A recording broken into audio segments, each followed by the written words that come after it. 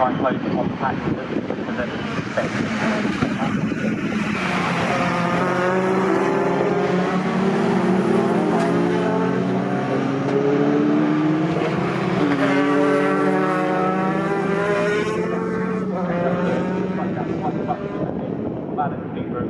Michael Smith's dropped to third place, Alan Cooper's gone to the lead, and Matt Simpson has indeed worked his way into second place, all shoved in for the top three places at the minute. We've got Chris Brockhurst there in fourth position, and then we'll see if he comes through fifth place, potentially. I think that might be Mark Willis.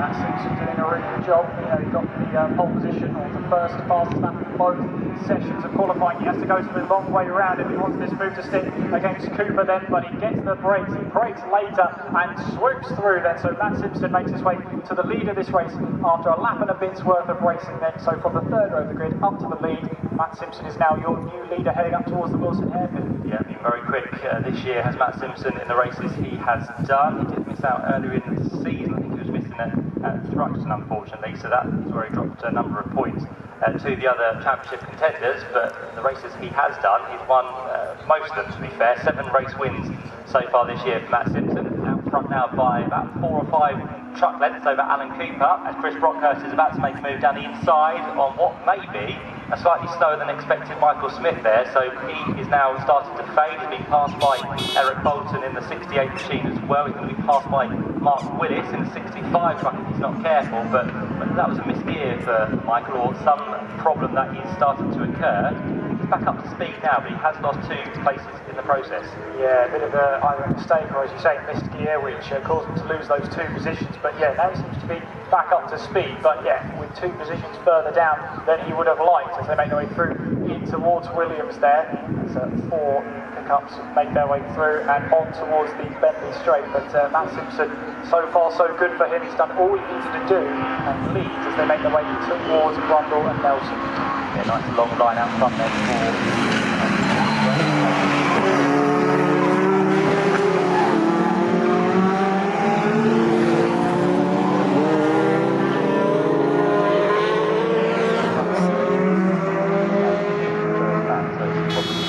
Chris, unfortunately, so he's getting that rectified and he's to get a bit of time on circuit for tomorrow. So for now, that truck is not going any further from the pit lane. But Matt Simpson continues to lead the way, not by a huge margin, but he's comfortable at the minute over Alan Cooper in second place. He's got a nice buffer over Chris Brockhurst, who sits there in third, and then fourth place is about to be attacked here by Eric Bolton because he gets a lovely tow up towards Ritchie's. He has to go to the outside line because Chris has the inside covered, but Eric Bolton cannot, at the minute, find his way through.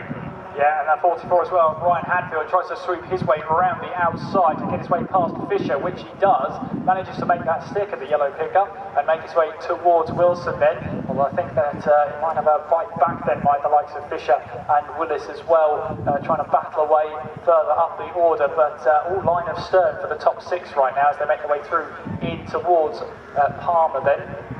And as they now make their way towards Agostini, Matt Simpson's not been able to break away as much as he would like on this occasion. There's still plenty of this race left to unfold, but Alan Cooper right now keeping him within arm's length right now as they make their way back onto the power. Battle for third place looks like it's going to get tasty as well. Chris Brockhurst in the Everyman Garage pickup, now from Chichester, might feel the pressure from the pickups behind. As you've already mentioned, Eric Bolton had a great run down the start finish straight, down the centre straight up towards Richards, but he couldn't quite do anything with the momentum advantage.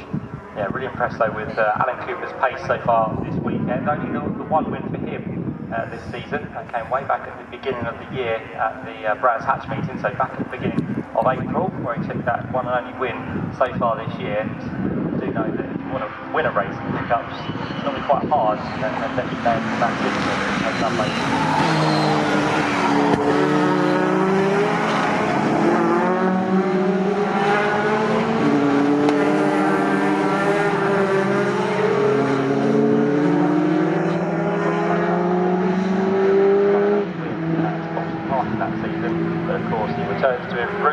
Matt Simpson looking good once again, potentially to try and take the 2024 pickup truck championship.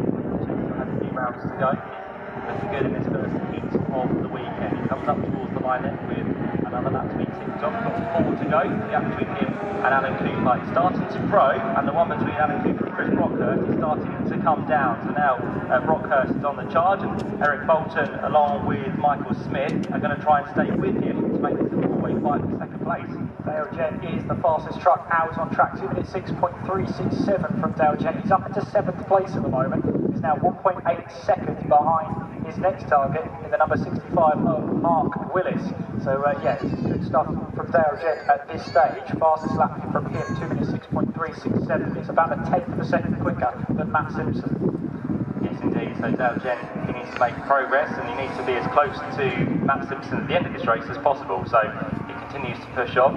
He's a couple of seconds back now from Mark Willis. That would get him into second position. Let's see if that's come down over this lap. It's a little bit closer, but still a bit of a gap for Dale Gent to close. But of course, with those ahead being quite contained together, they are going to, of course, hold themselves up into the corners. So that will just aid Dale Gent to get there even quicker. I think by the time he turns on towards the Bentley Straight on this occasion, he will be very much in the toe of those trucks ahead of him. So Dale Gent on for making up more positions, but as we know with these races they are short and sharp. 7 laps, it doesn't seem a lot, and it's not that much, but around Snetterton it's a little bit longer than other laps of these around shorter circuits. So he's got a little bit of time to play with, and already on this lap through sector 1, he's not done the best of anywhere